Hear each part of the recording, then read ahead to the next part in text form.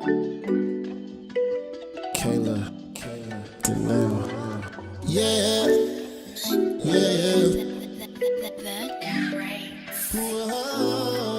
You want the real? I got it. The truth, you know I'm about it. God-given wisdom, understanding, and knowledge. Things that you go through, we can talk about it. You staying the same, I doubt it. Hey, welcome to my channel, Kay Denelle. Welcome to my channel.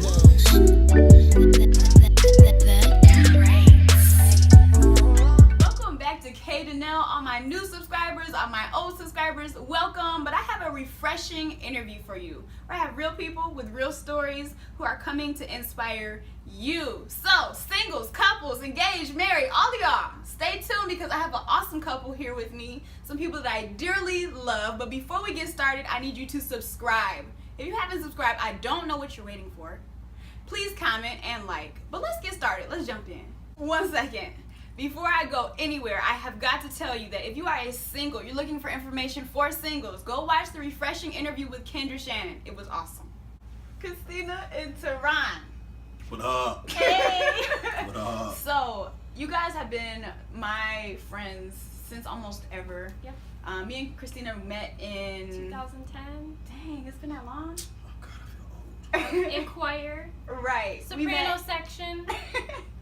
So we met at GV, and I got to see you guys' relationship, the fullness of the relationship from the beginning, the ups and the downs. You guys are now happily married. How long has it been? 1 year and 3 months. Okay. It's been 1 year and 3 months. So what are you guys doing right now? Where are you guys at? Ladies first. So within our first year of marriage, we have written and published 3 books. Mm-hmm. And On Amazon, check them out. Teron Varner. and Teron was able to leave his job that he hated, and now he works in his purpose more. For myself. Yep. What are you doing actually? I'm have my hand in a little bit of everything, but if I can sum it up, I'm trying to motivate. Okay. I'm trying to educate, and I'm trying to empower the black community, both young and old, so that we can fix some of the many problems that we have that we're not fixing ourselves. That's a whole nother discussion. Yes, it is. Thank you. Yes, that's awesome. For sure. So you guys have been together for quite some time, and you guys actually got engaged 2 times. Yes. So what was the first one like? A hot mess. Really? Yup. Come on. Okay, so I received some information from an individual, and it was said to me that Christina was my wife. Yes. And I should make the decision to marry her sooner rather than later. So I took that advice, being at the time very young, not really understanding too many things, and fresh really in being a Christian. So I'm like, okay, when I receive some information like that out of the blue, then I should take that information. But instead of really sitting down and evaluating that information, looking at my timetable, trying to figure out the right moves to do it, I decided to rush it because I felt that person was literally God's voice telling me, hurry up and marry this person, when instead it was God telling me, hey, this person is going to be your wife, so you need to make adjustments from this point to the future so that you can get to there. make it happen. Yes. So, but being young, I know a lot of people do this. They rush into situations, and when you rush into situations, you don't evaluate everything, so you end up making a bad decision. Dang. So Christina, what other types of pressures did you guys have in your first engagement? We felt a lot of pressure from, I'd say, friends, and then every time we went to church, everyone loves to see young couples and gets excited about weddings. So every time we went to church or out with our friends, the first and only question we received was, oh, when's the date? When are you guys getting married? What's taking so long? What are you waiting for? And hearing that constantly over our first year of talking with each other, and then getting, prophesied to that we were husband and wife, all of that combined over time, on top of our selfish desires, okay, just caused us to really rush the whole thing.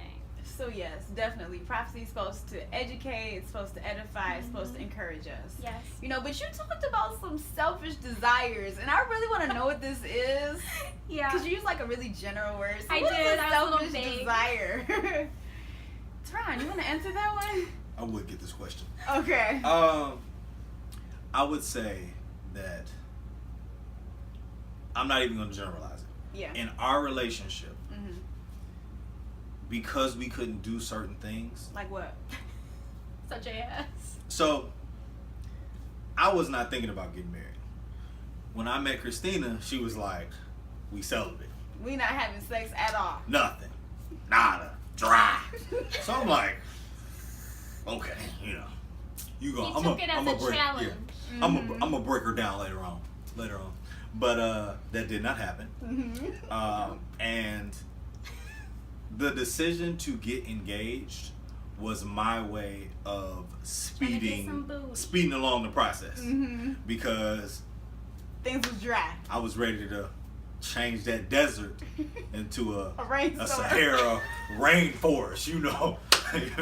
But I think that's what she means by selfish desires. Yes, that's right? what I was referring. I feel like a lot of people go through this where they want to have sex, and it's like, okay, I'm a Christian, I'm trying to do this the right way. The Bible tells me I can't have sex, I can't fornicate, so I'm trying to hurry up and get married so I can have sex and feel good.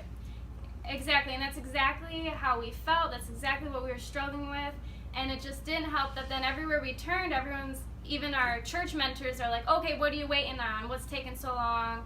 And we were like, all right, bet, let's get it popping. Like, so, yeah. So do you think that there's enough guidance for engaged people in the church?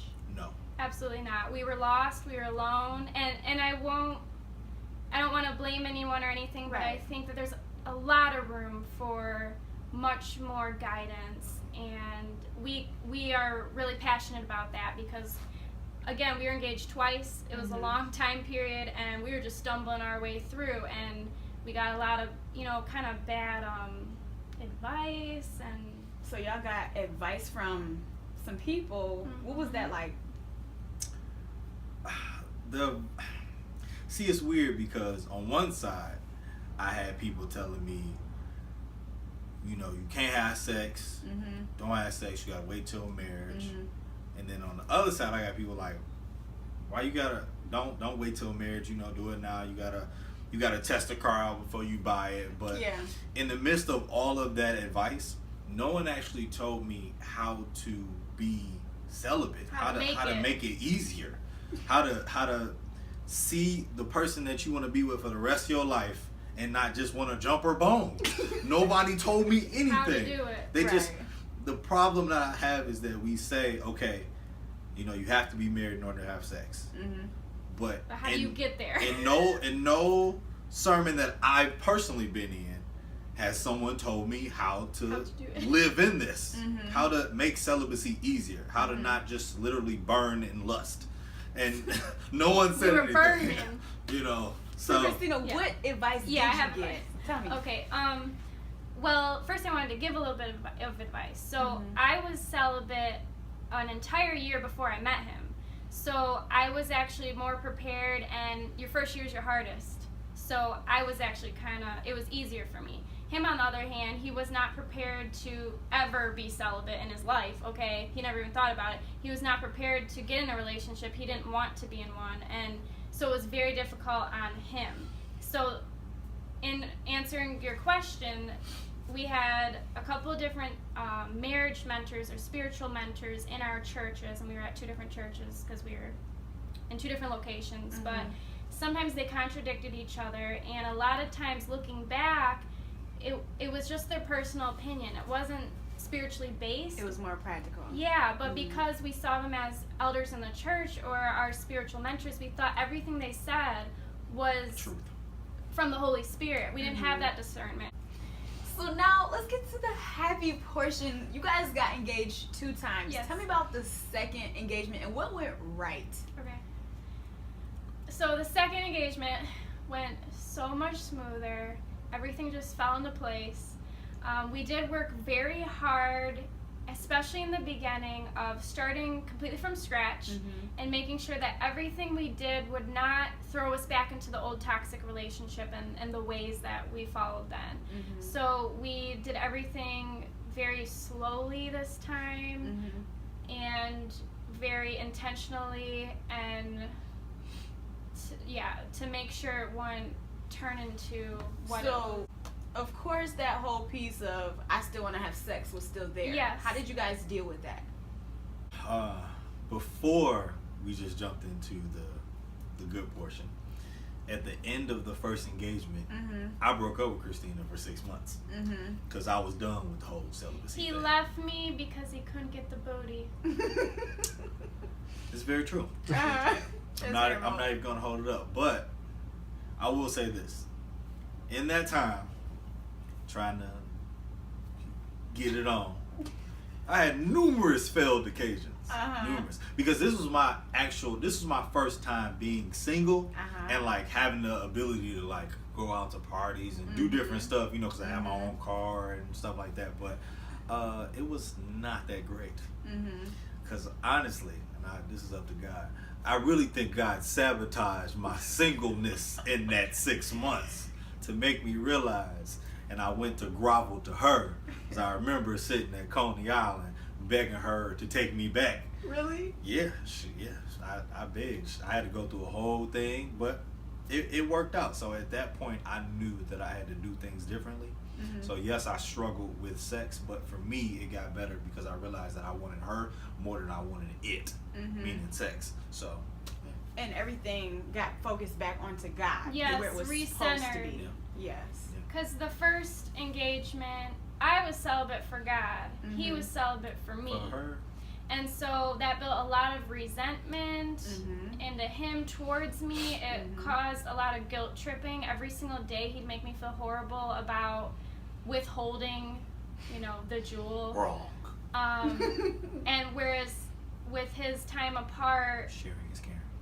we both were able to grow, and so second time around he knew, So tell me about this strategy, because I know you guys had that period before you got married where you guys were not together. You guys talked about enjoying actually not being married before getting married. Yeah, so a couple precautions I put into place before our wedding day was, I said 30 days before our wedding day we should stop hanging out. So we stopped seeing each other, stopped hanging out, and then 14 days before our wedding, we had our wedding rehearsal together with everyone. But then from that point on, we weren't supposed to talk to each other. So that our last 14 days before marriage, we could focus on God, we could focus on even our friends or our family, and really just enjoy our last days of being not married, because we're about to be together forever, all up in each other's faces every day. So we don't need to spend the last month and to protect us from last minute temptation. Because the last 30 days, key. let's not screw up the last 30 days when we made it literally almost 5 years. We get in it. Count them days now. Well, funny thing. Tell me. So during that 30 days that we weren't supposed to see each other, he hated it. He complained all the time. Hated. Like, I got my revenge though. Let me tell you how. Revenge. What happened? Because I didn't set that up. She set that up. So I was going to Walmart, right? And I saw her, right? So as she was passing me, I was like, I'm gonna get her. I walked right past her. Didn't say nothing, but I made sure she seen me. He said, "Excuse me, ma'am," and he just pushed back. Yeah, right. I was like, that's what you get too. And I think I was looking good too. I think I just came from the gym, so I was solid. So I love you though. Right. Because let me not leave this out that Teron was boo-hoo crying at the altar. Oh, when yes. Christina's walking down the aisle. Oh yes. I don't know why people don't understand this. I'm gonna say this directly to the camera. There's a thing called eye sweat. Any athlete knows that. Eye sweat. Eye sweat. I was in a hot suit. And your eyes were sweating. My metabolism was high. It's called eye sweat. Look it up, Google it, Wikipedia. It's out there. Y'all, I just have to say, I completely love the realness that you guys have in your relationship. You guys are so genuine and so authentic with each other, and that helps your relationship with God, because you have to be real. Yeah. You have to be real with yourself and with God, you know, and that you guys established that before you guys tried to get married. You learned who you were. You embraced your singleness, and then you found that with each other. Right. You know, you guys are definitely successful right now. Definitely would say that, you know, so it's definitely an inspiration for all of us to watch you guys go through this. And many people don't know your story. So thank you for joining me. For sure. Thanks for having us. For sure. So I want to thank you guys. I know that you enjoyed this video. Hit the thumbs up. Leave some comments below for this awesome couple. So Christina, I know that you're doing interior design, because if you guys look at this beautiful background, the brick wall, all the of fireplace. This. She designed all of this. So where can I find you on social media? You can follow me on Facebook and Instagram at Christina Varner. And Teron, as we mentioned very briefly, Teron has done a lot actually. He's wrote some books, he's done some things. So where can we find your information, where we can find you? I'm gonna make it real simple for you. Okay. My name is Teron Varner. Facebook, Varner Teron. Instagram, Teron Varner. Teron. Yes. Don't get me with that whole Terr. Teron. Varner. You be trying to do me both. So, but look though, you can follow me. I got a YouTube channel coming up, but that's remaining to be seen. You can go on Amazon. For you iBook lovers, you know, all you gotta do is type in my name. You should find it. Three books. Available on BarnesandNoble.com. Yes. But if you're an Amazon Prime person like myself, go to Amazon. Yeah. Hit it up. Yep. So find his stuff on Amazon. Find him at Teron, spell it the right way, Varner, on all social media. Thank you guys so much. Thanks for having us. For being my brother! Love.